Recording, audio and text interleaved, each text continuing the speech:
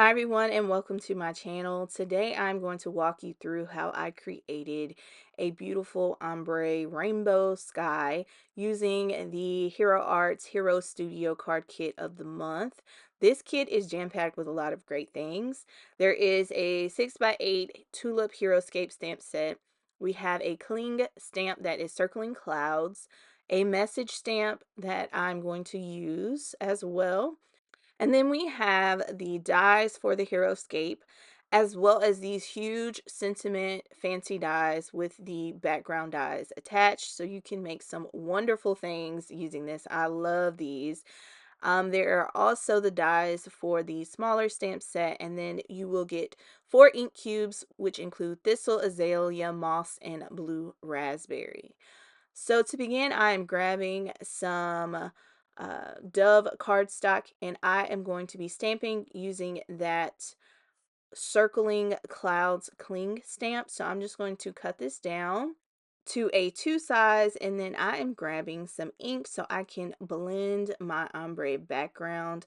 I am using some Peony as well as a bit of cotton candy to kind of make it a little darker.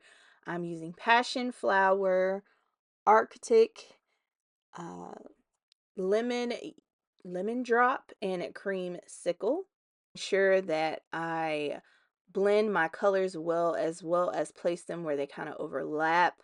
Once I have the Arctic, I decided it needed to be a little bit darker at the bottom, so I go in with some corn flour and just add that to the bottom of the panel.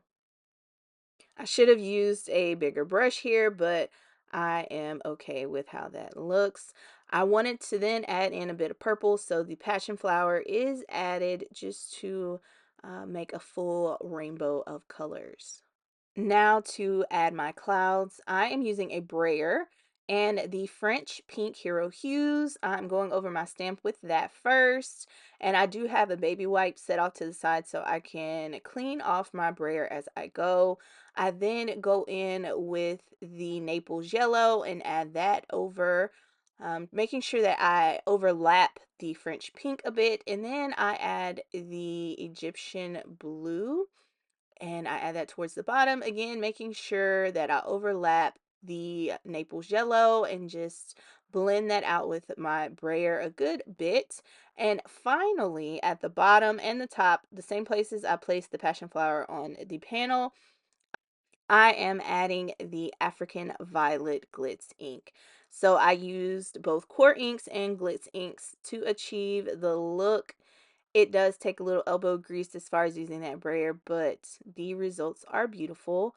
You can go back and add more ink. Just be sure that you're cleaning off your brayer in between so that you don't get too much of one color in a space that you don't want it.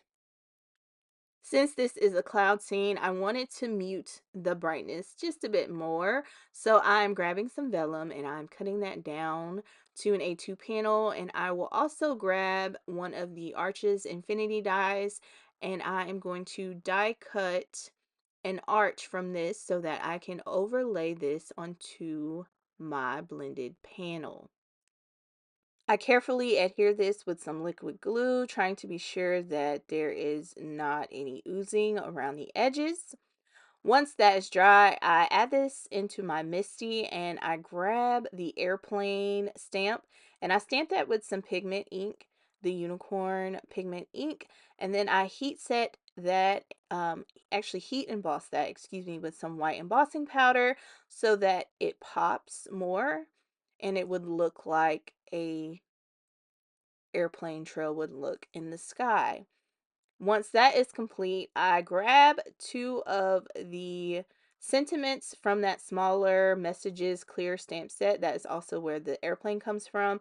And I just place those where I would like them. And I'm using a Hey There die cut as a placeholder because I will be using that sentiment in the center of this card.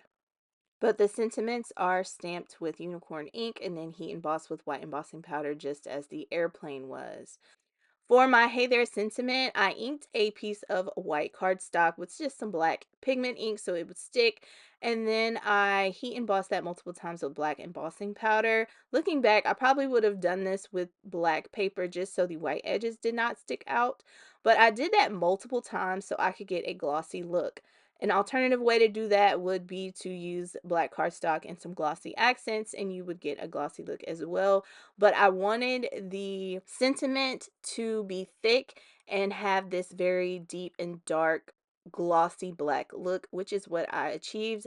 I ended up popping it up on some foam as well, and then I placed it under my stamping block just to make sure that everything dried flat. And here is what my completed card looked like. You can find all of the materials linked down below.